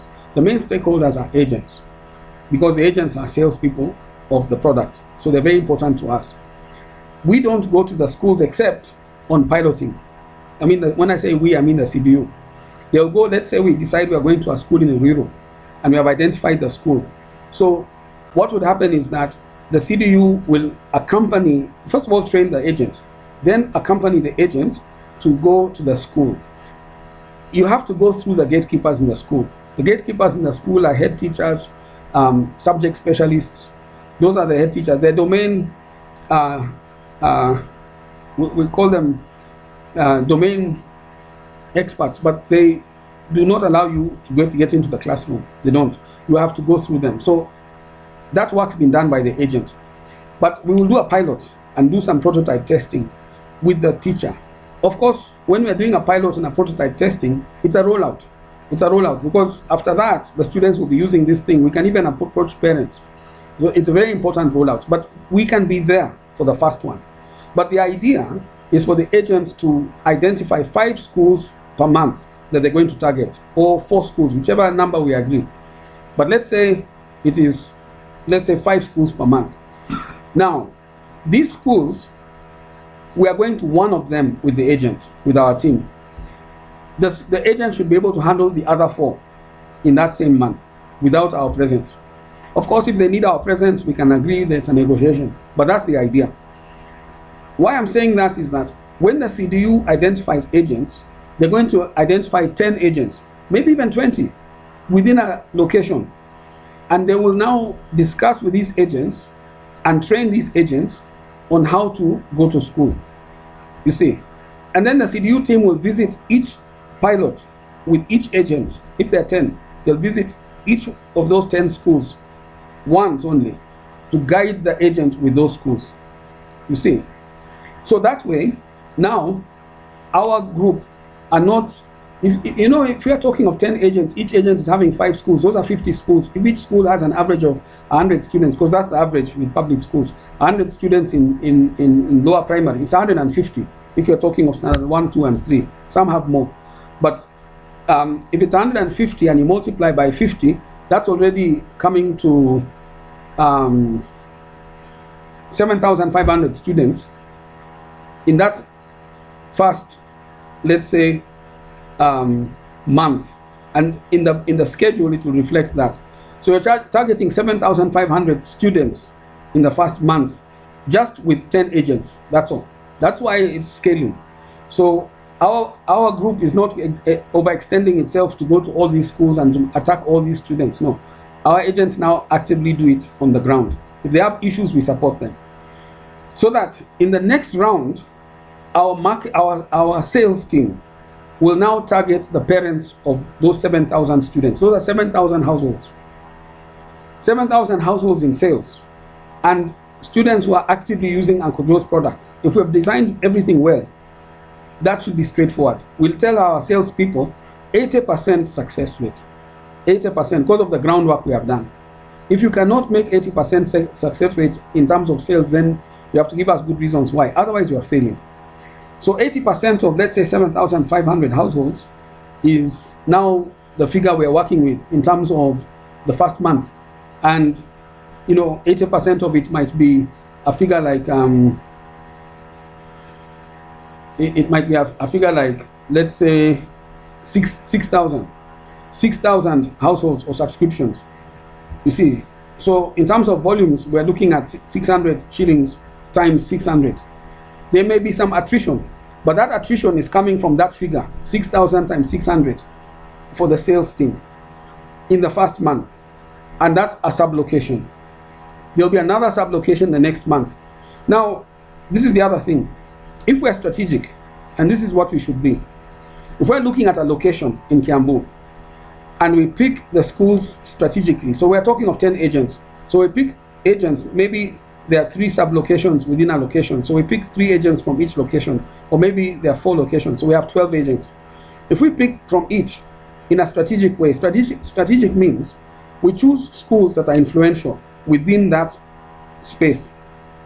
Just if here in Kikuyu, if you pick Alliance, for example, but I don't know if they have the primary level. We pick, but a primary school that's well known, that when they are using Uncle Joe's games, they can spread the word through the associations, and they'll tell us the associations where they spread these things. We pick accordingly. If we pick boys' schools, girls' schools, mixed schools, like that. We're just being strategic so that we're picking representative schools, and agents are encouraged to pick like that, so that when you are scaling, you're not literally going to every school. This school is amplifying amongst its ecosystem that we're using Uncle Joe's games. That's why our mathematics has improved. We even give them the stories. Go and say this, go and say that. And we learn how they amplify, how they interact. You see, remember, it's a community-based approach. Eventually, if we are strategic and we choose well, we will find that 7,500 the second month might reflect as 15,000 schools. And the following month, 30,000 schools. In 3 months, we're already at, I'm not 30,000 schools, 30,000 students. In 3 months, we may be having 30,000, 45,000 students on our system, if we do things in the way that we are discussing. That's why the training is necessary, so that the agents understand how to choose schools, how to pilot, how to amplify messages, so that in the community level, the word is getting out through parents. You see, a lot of the parents at standard 1 level are actually mothers. The fathers are not doing anything. So you want to be strategic in amplifying your message through mothers. You see, so all this activity might lead to exponential growth. The more you are out there, the more you are being known. So that's really what we are saying. And if we get good salespeople, they'll have no problem making 60, 80% sales. 80% sales for work which is already, groundwork which is already done, is not hard. And with educational products, if the game is good, is actually helping the students, again, it is easy to sell. So that's how we're looking at this thing. I think our goal or our target is after 3 months, we should be able to assess. And in the worst case scenario, let's say we don't hit 80%, maybe we hit 50% sales, we should be able to look at the trajectory and see that if we do another 3 months, this is how much we'll be making. And if we correct our mistakes, we should be improving. Within 6 months, we should be able to make a business case, put up a business plan with cash flows and projections based on real data. This is what we've done. This is what we are scheduled to do by the end of the year, like that. And at such a point, we are very ready to meet investors. To now decide, at least we can decide how we want to engage with investors based on what we are doing. And we might not even have left Kiambu County. We might not. It depends on what we find on the ground, the amount of activity, the opportunity and such.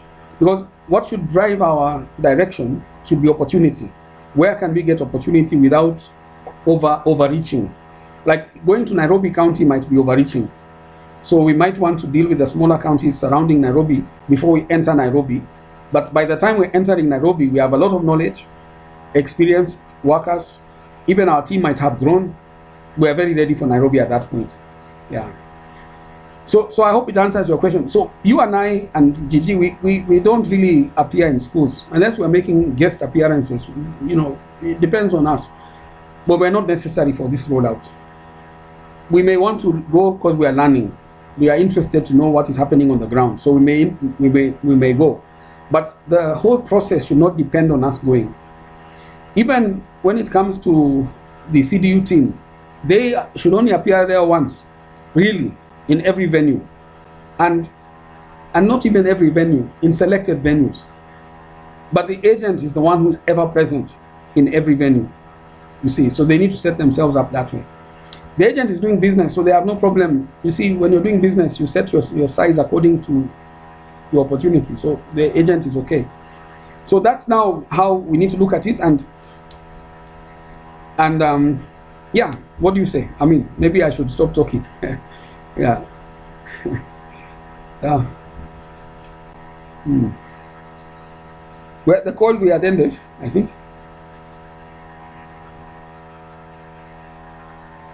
What was that?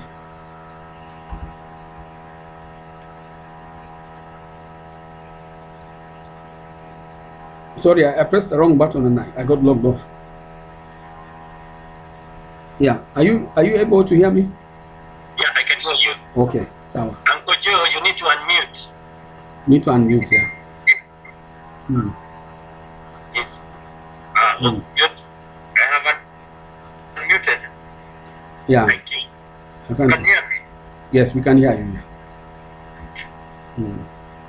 So,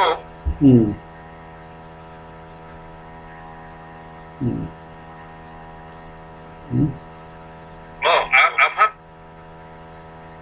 about that clarification. In fact, it has put a lot of insight.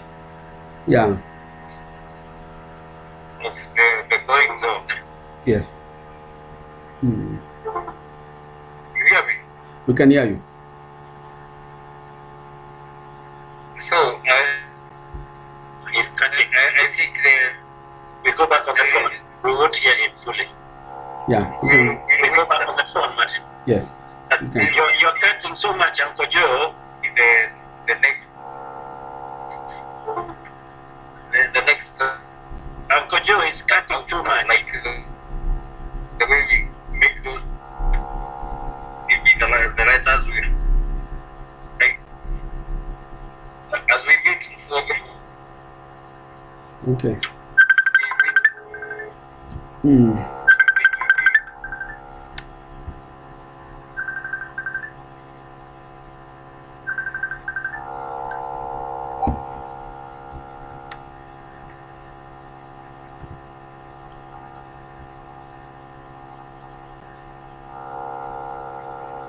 Yeah.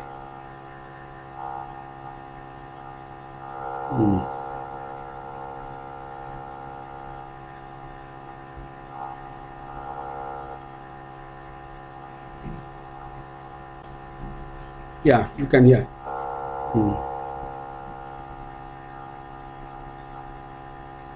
Okay.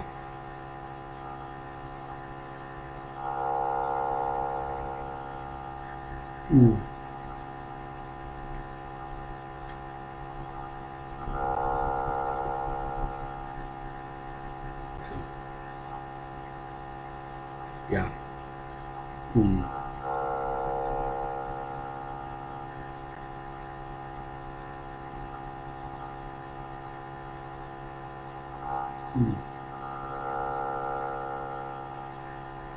Yeah.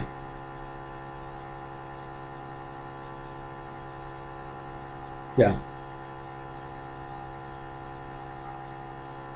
Yes. Yeah.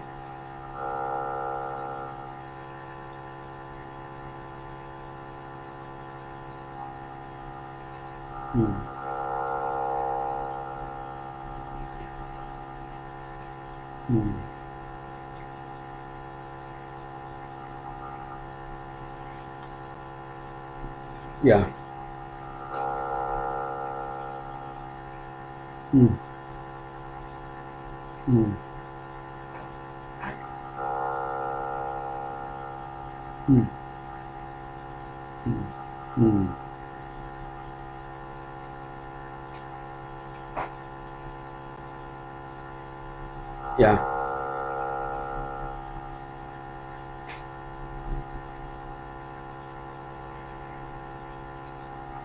Yeah.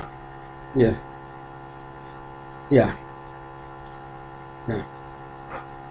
Yeah. Yeah. Yes.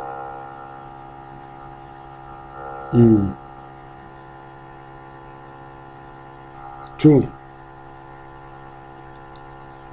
It's very good.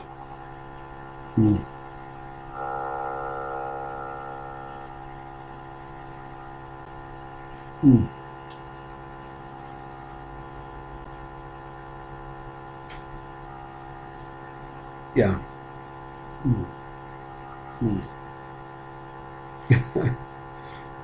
That's true. True. True. True. Very true.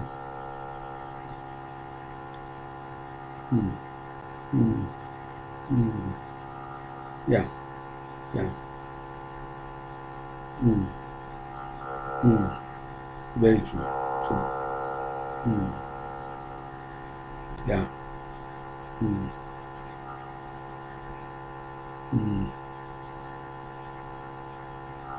Yeah. Yeah.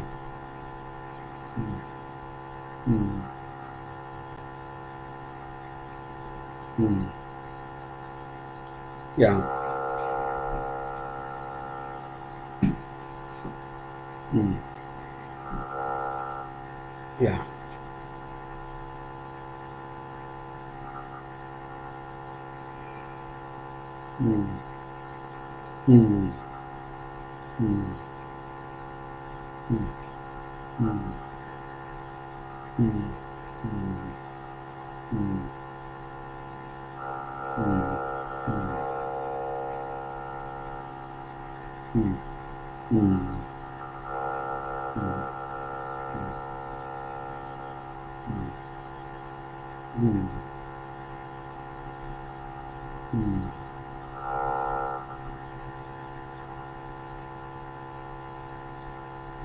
Mm. Mm.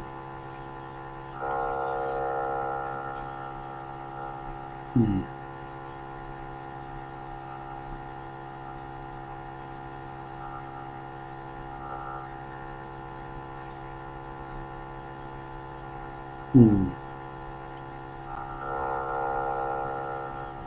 Yeah. Mm.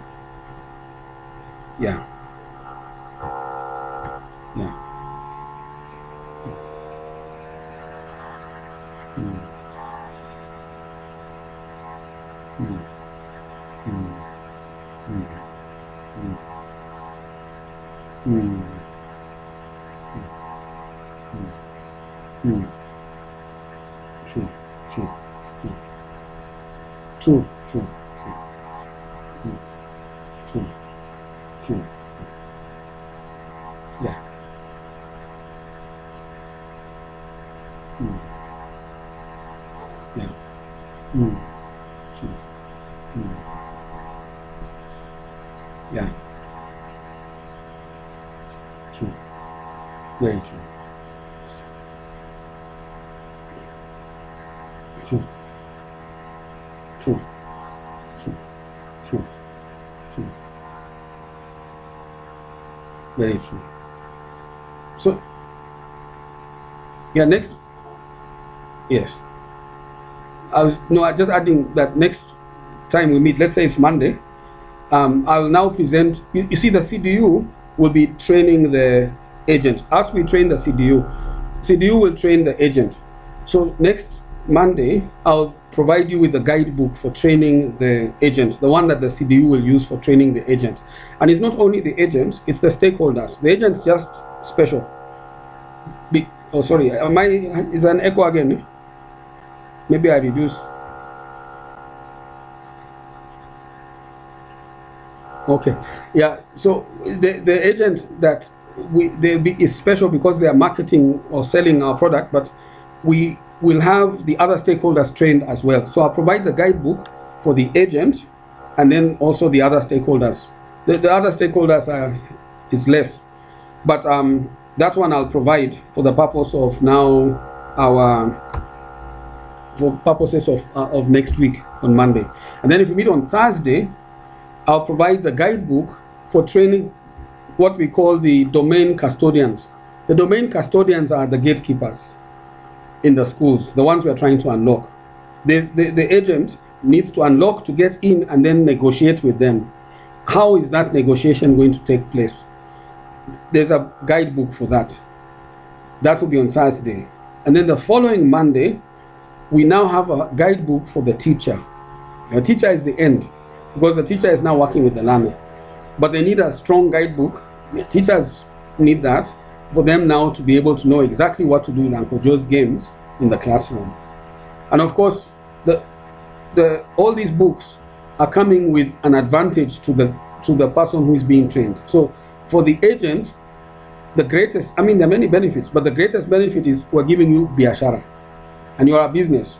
So we're extending on your income, your revenues. So most businesses will be very happy, especially if we identify businesses that are in the line of this kind of education. They'll be very happy, like suppliers of stationery and things, whatever. But we'll now tell them this is extra revenues for you.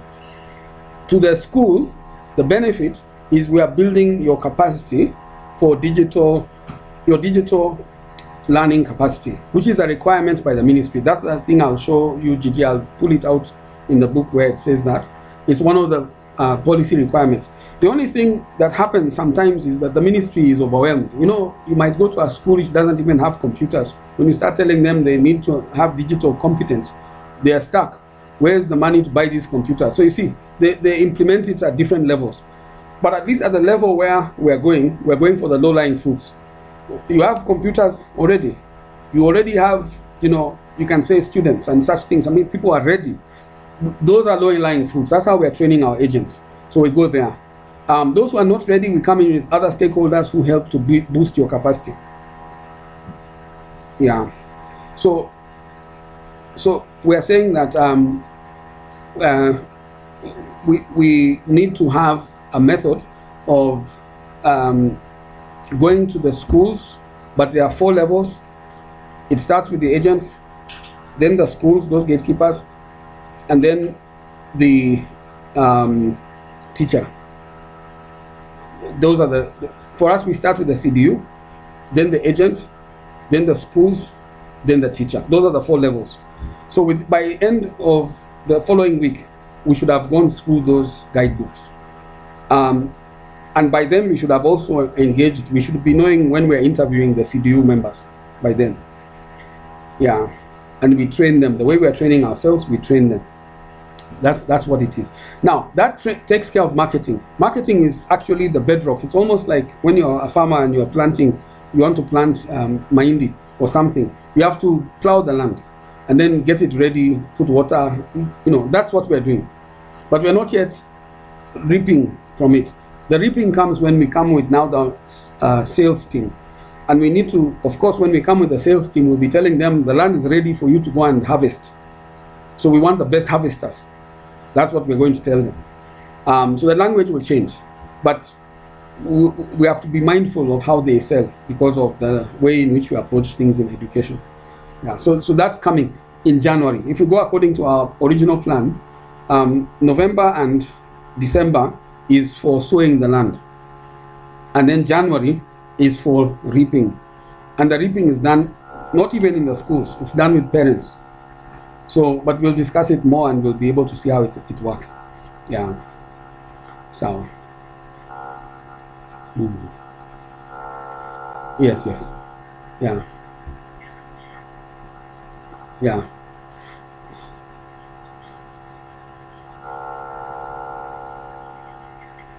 No. Don't worry about me. For me, it's this thing is very important, and you also are starting to see the importance of it. On one hand, it's very important, and because it's so important, the opportunity is equally very big.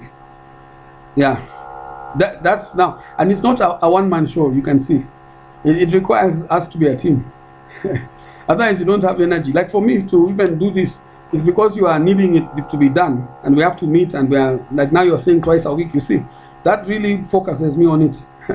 If you are alone, you can always postpone things. Things never move. Yeah.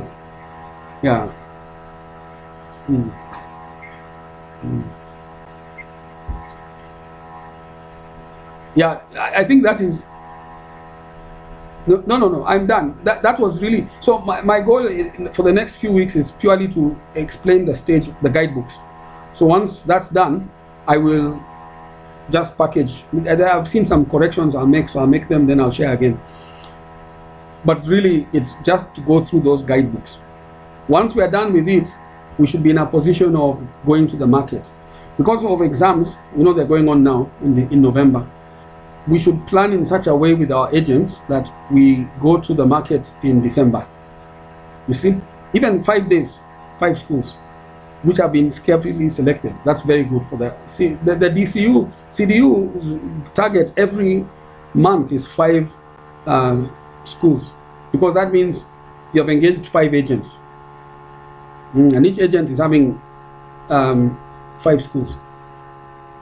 Yeah, but we can agree on such things. Can be even 10 schools, but the targets will be set by the groups. Yeah.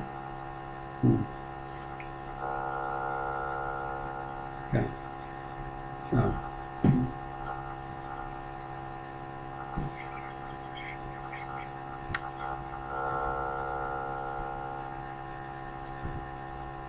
Okay.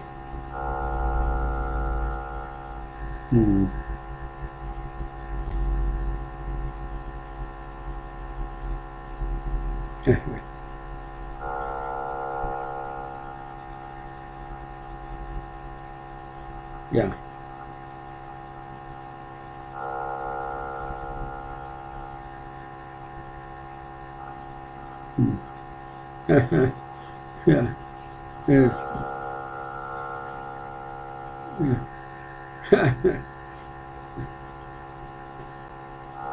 So. Oh yeah. Sawa.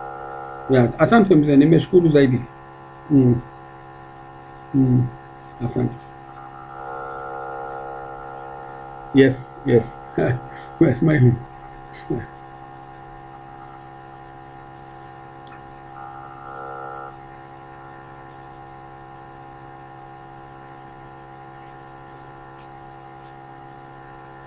We can. 11 is, yeah. Yeah, 11 is, okay. So, mm, kweli, kweli, kweli. Yeah, yeah. Asante wazee. Yeah,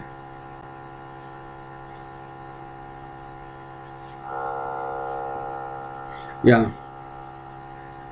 True, true.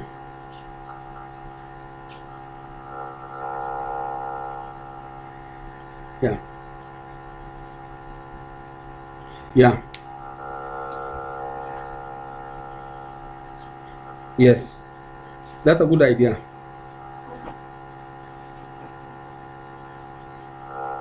Okay. I'll implement a digital one, at least a digital world chart, so that, as you're saying, we have a way of tracking and monitoring, because it's a big part of what we have to do ourselves as a management group. We need to track and monitor. Yeah. Mm, mm, mm,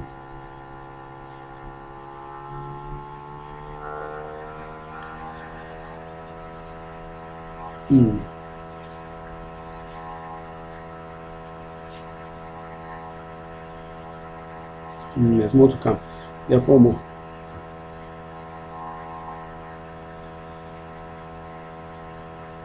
Mm,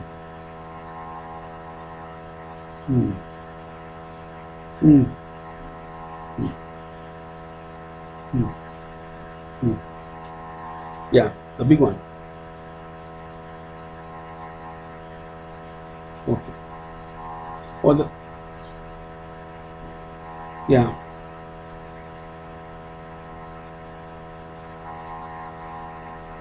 Oh yeah. True. Yeah. True.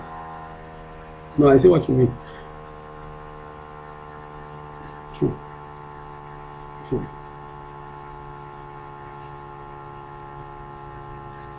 Oh yeah. True. Yeah. It's very true. Also, yes.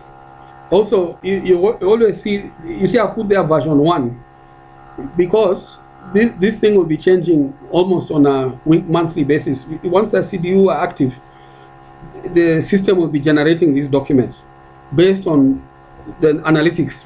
You see, the feedback comes, it's analyzed, we agree on what is entered into the system, the strategy, it will change. And it will also vary according to county. But within a county, there might be so much diversity. You might find even within a county, the approach is differing. So the idea of printing is a good one, but it's an old school one. What we need now is a digital means, like what Gigi is describing, by which we can understand what's going on. The strategy, let's say in Kiambu, might be very different, even amongst Catholic schools, from Muslim schools, from maybe even, let's just say, community-based schools, from county government schools, and you're in the same sublocation. But the strategy is different, because they don't open the gates for you if you use the wrong strategy, you see. Mm. So that's why, yeah, this one is just a beginning, and it's important for us to begin. But once we are underway, once the whole thing is working, then it will have a lot of variability. So printing will become the old style. It's phased out. Yeah. Mm. It's better to have the monitor, in fact. Mm. Mm. Mm. Mm. Mm. Mm. Yeah. Mm. So,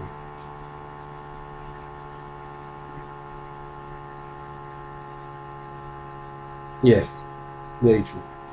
True. So, Okay, Wazi. So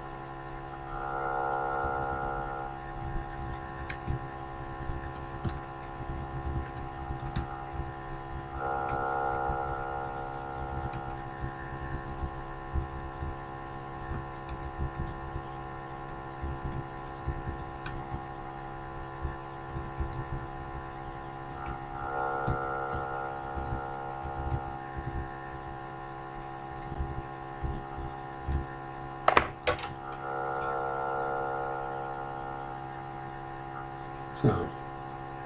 Haya. Okay. Okay, mzee. Asante. Sawa. Shukrani.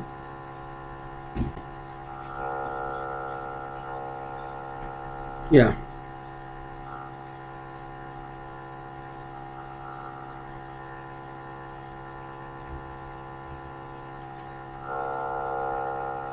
Okay. Okay.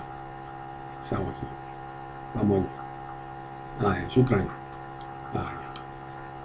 Bye bye guys. Bye.